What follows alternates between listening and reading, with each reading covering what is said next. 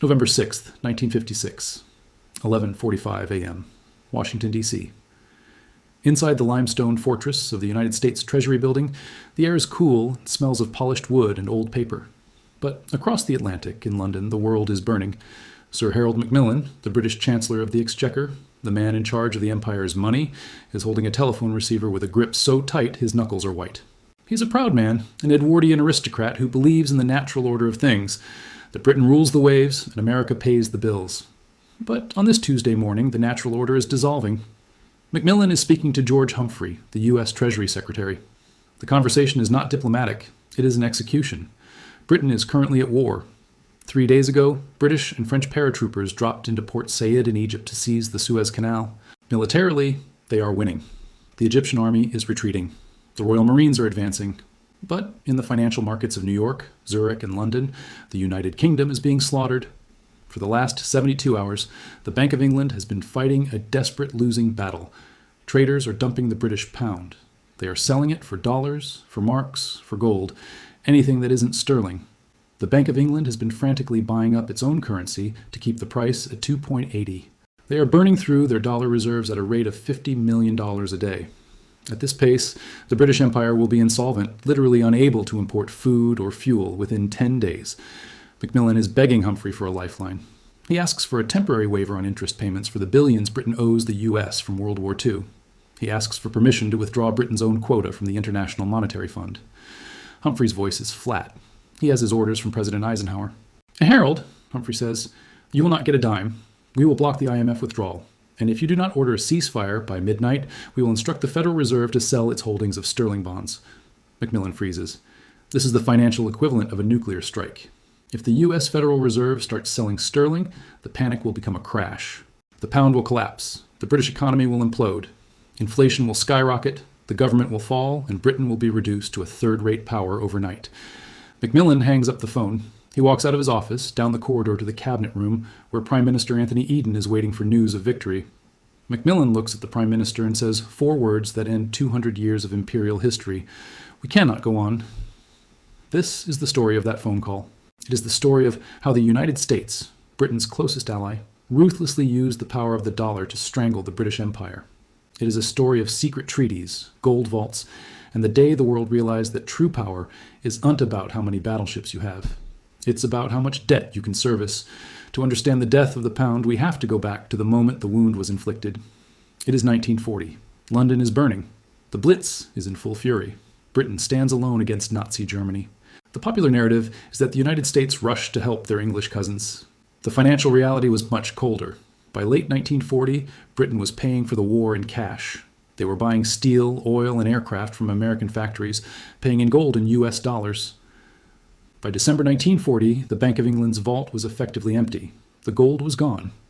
Winston Churchill wrote a desperate letter to President Franklin D. Roosevelt. It was a plea for survival. He wrote, "The moment approaches when we shall no longer be able to pay cash for shipping and other supplies." Roosevelt wanted to help, but he was a politician and the American public was isolationist. More importantly, the US Treasury saw an opportunity. They agreed to supply Britain, but the price would be the liquidation of Britain's commercial empire. Before the US Congress would pass the famous Lend-Lease Act, which allowed the US to lend supplies to Britain, the US Treasury demanded a good faith gesture. They demanded that Britain sell off its most valuable assets in the United States to pay the bills. The target they chose was the American Viscose Corporation. American Viscose was a subsidiary of the British giant Courtaulds. It was the largest manufacturer of rayon, artificial silk, in the world. It was a jewel in the British industrial crown, valued conservatively at $120 million. Over $2 billion in today's money. The U.S. Treasury Secretary, Henry Morgenthau, gave the British an ultimatum: sell it or no lend-lease, and you have to sell it now. Desperate, the British government forced Courtaulds to sell. Because it was a forced sale, the sharks circled. Wall Street bankers knew the British had a gun to their heads. The company was sold for just $54 million, less than half its value. It was a fire sale. The British negotiators were physically sickened by the deal. This set the tone for the entire relationship. By the end of the war, Britain had sold over $1.1 billion of overseas investments. They had gone from being the world's banker to the world's beggar. But the Americans weren't done. They weren't just taking assets, they were dismantling the system. This systematic dismantling came to a head in July 1944, at the Mount Washington Hotel in Bretton Woods, New Hampshire. 730 delegates from 44 nations gathered to design the post-war economy. But there were really only two men who mattered in the room. On one side, representing Britain, was John Maynard Keynes. He was 61 years old, suffering from a heart condition, pale and exhausted. He was the most famous economist in the world. He knew that Britain was bankrupt. He knew that if the post-war world was built on a winner-takes-all system, Britain would die. So Keynes proposed a radical idea. He wanted to create a new global currency called the Bankor. It would be a neutral currency used only by central banks to settle trade imbalances. Crucially, his system would penalize countries that hoarded too much money, like the US, just as much as it penalized countries that were in debt, like Britain. It was a system designed for balance. On the other side of the table was Harry Dexter White, the representative of the US Treasury. White was short, aggressive, and held all the cards. The United States now held 65% of the world's gold reserves. Its factories were producing 50% of the world's manufactured goods. White looked at Keynes's Bankor and laughed. Why would the United States, the richest country on earth, agree to a system that penalizes it for being rich? White's counterproposal was simple. The world S reserve currency will not be some neutral Bankor. It will be the US dollar. The dollar will be as good as gold, pegged at $35 an ounce. Every other currency, the pound, the franc, the lira, will be pegged to the dollar. Keynes fought for 3 weeks. He used every ounce of his intellect and charm. He warned the conference that this system would give the United States exorbitant privilege. It would allow the U.S. to print money to pay its debts, while everyone else had to earn dollars. But Keynes was fighting gravity. Britain needed American money to survive the peace. He could not walk away. In the end, Keynes signed. The Bretton Woods Agreement was ratified. The dollar was crowned king. The pound sterling became a satellite currency. Keynes returned to London a broken man. He told the British Parliament that he had secured the best deal possible, but privately, he was terrified. He knew the trap had been set. The war ended in 1945. The euphoria of VE Day lasted about 48 hours in the British Treasury. On August 24, 1945, President Harry Truman signed an executive order abruptly ending Lend-Lease. The supply ships turned around in the middle of the Atlantic. Suddenly, Britain had to pay for every bushel of wheat and gallon of oil in dollars. Britain was starving. Rationing was actually stricter now than it was during the war. There was a shortage of coal, electricity, and bread. Britain needed cash, fast. They sent Keynes back to Washington one last time to negotiate a loan, the Anglo-American Loan of 1946. Keynes asked for a gift, a grant of $6 billion as a reward for Britain's sacrifice in fighting the Nazis alone for 2 years. The Americans refused. Business is business. They offered a loan, $375 billion at 2% interest. But there was a condition attached, a condition buried in Section 8 of the agreement. It was called sterling convertibility. Here is how the trap worked. During the war, Britain protected the pound through the sterling area. If you were a merchant in India or Australia or Egypt and you sold goods to Britain, you got paid in pounds. But you were not allowed to exchange those pounds for dollars to buy American cars. You had to keep the money in London. This forced the colonies to buy British goods and propped up the value of the pound. The U.S. hated this. They wanted to sell Fords and Chevrolets to India. So, as a condition of the loan, the U.S. demanded that Britain make the pound fully convertible to dollars within 1 year. Keynes argued that this was suicide. He argued that as soon as the window opened, everyone would rush to sell their pounds and buy dollars, draining the Bank of England. The Americans insisted. They believed in free markets. On July 15, 1947, the deadline arrived. Britain made the pound convertible. The result was a financial bloodbath. It was worse than Keynes's worst nightmare. Holders of sterling from all over the world, Belgium, Argentina, France, rushed to dump their pounds. They didn't want British currency, they wanted hard American dollars. In June, Britain's dollar reserves were stable. By the end of July, they were hemorrhaging $150 million a week.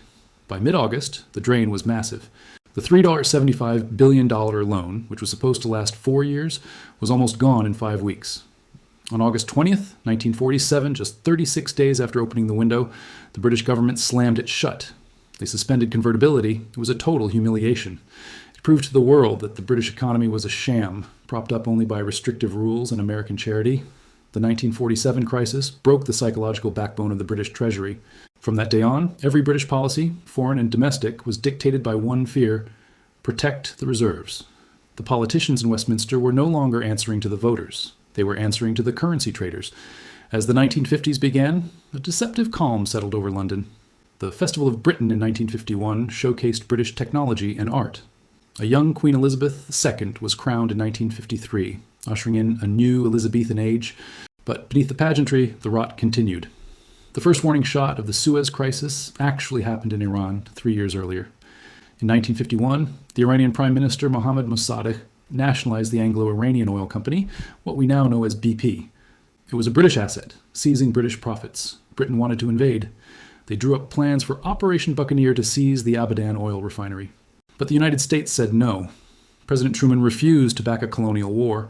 Without U.S. support, Britain realized it couldn't afford the operation. They had to back down. Instead, the CIA and MI6 collaborated on a cheaper option, a coup to overthrow Mossadegh. It worked, but the lesson was clear. Britain could no longer move its military without American permission. But Anthony Eden, the man who became Prime Minister in 1955, refused to learn this lesson. Eden was a vanity-driven diplomat who had lived through the 1930s. He believed that appeasement was the ultimate sin. When Gamal Abdel Nasser of Egypt began to rise, Eden didn't see a modern Arab nationalist. He saw a brown-skinned Mussolini. When Nasser nationalized the Suez Canal in July 1956, Eden took it personally. The canal was the jugular of the empire. 60% of Britain's oil passed through it. Eden told his cabinet, "We must have the canal. We cannot have Nasser's thumb on our windpipe." He began to plan for war.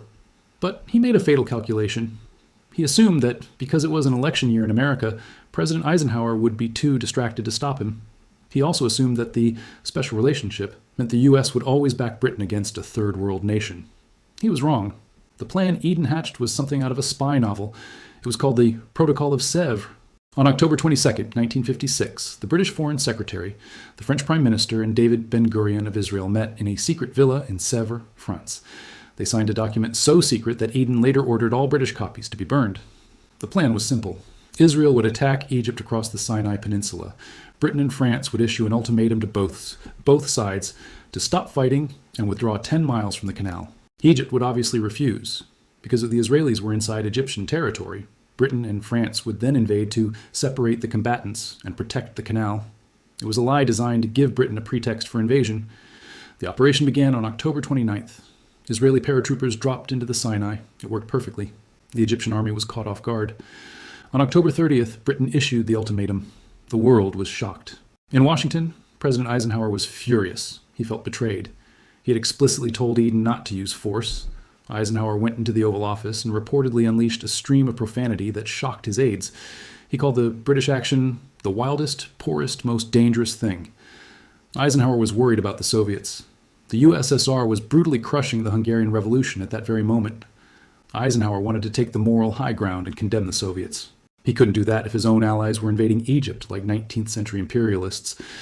Eisenhower decided to stop the war, but he didn't send the U.S. Navy to block the British fleet. He sent the U.S. Treasury to break the British Bank.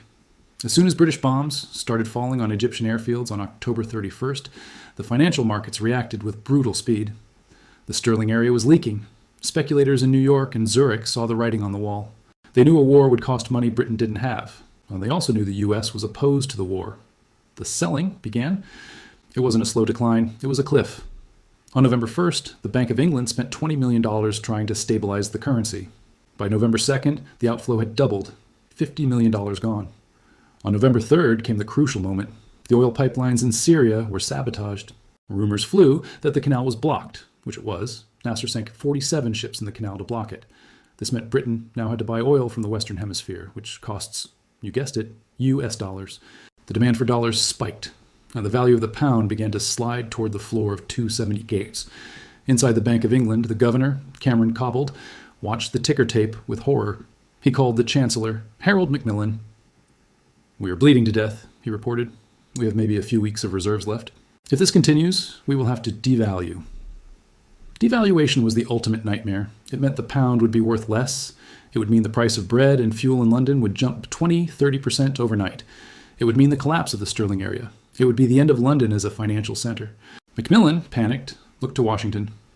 Britain had a quota of $1.3 billion available at the IMF. It was technically Britain's money to draw. Macmillan thought, surely, even if Eisenhower is mad, he won't bankrupt us. We are allies against communism. He reached out to the IMF. The IMF board meeting was scheduled, but there was a problem. The U.S. representative had instructions to delay the vote. Then came the phone call on the morning of November 6th. The British cabinet met to discuss the military situation. The news from the front was good. British paratroopers had secured the key points in Port Said. They were pushing south. They were 24 hours away from controlling the entire canal. But Harold Macmillan entered the room looking like a ghost.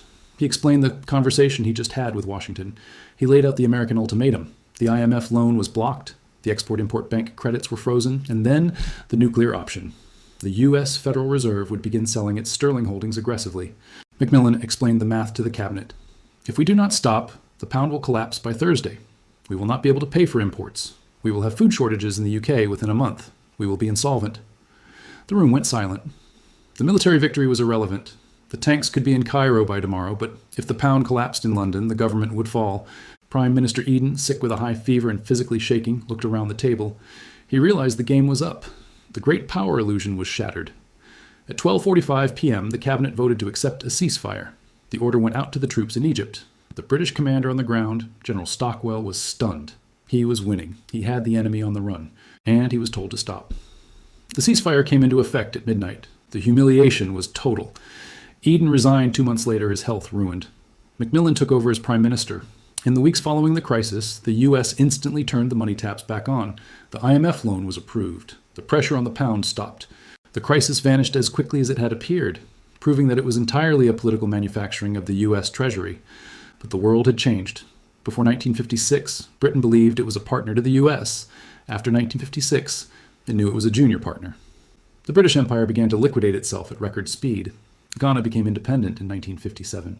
In 1960, Macmillan gave his Winds of Change speech in South Africa, signaling the end of the colonial era. Between 1960 and 1965, over 20 British colonies declared independence. Britain realized it could no longer afford the military cost of empire. The East of Suez withdrawal began. However, there is a fascinating twist to this story, a financial irony that emerged from the ashes of Suez.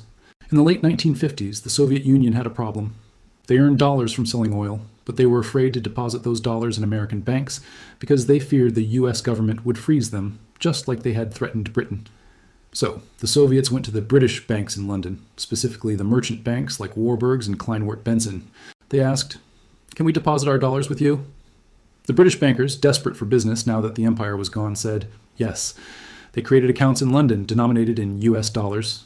This was the birth of the Eurodollar market. It was a massive unregulated market of dollars held outside the US. It exploded in size. By the 1970s, it was the engine of global finance. The irony is profound. The US used the dollar to crush the British Empire, but the City of London survived and thrived by adopting the dollar as its own.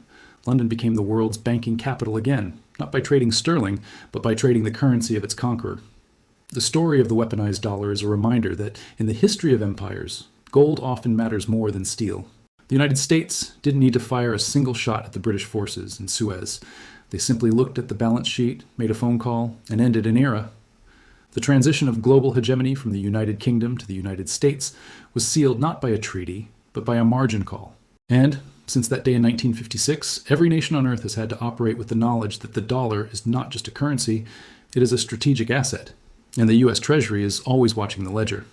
The fall of the British Empire wasn't just a historical event, it was a warning. If you enjoyed this deep dive into the hidden financial wars that shape our world, please make sure to like this video. It truly helps the channel grow. If you have a theory on which currency might be the next weapon of war, let me know in the comments below. I read every single one. And don't forget to subscribe and hit the bell. In our next video, we're going to uncover an even bigger financial mystery, one that might just change how you see the money in your own pocket. You won't want to miss it. And this is Econ Empires. See you in the next one.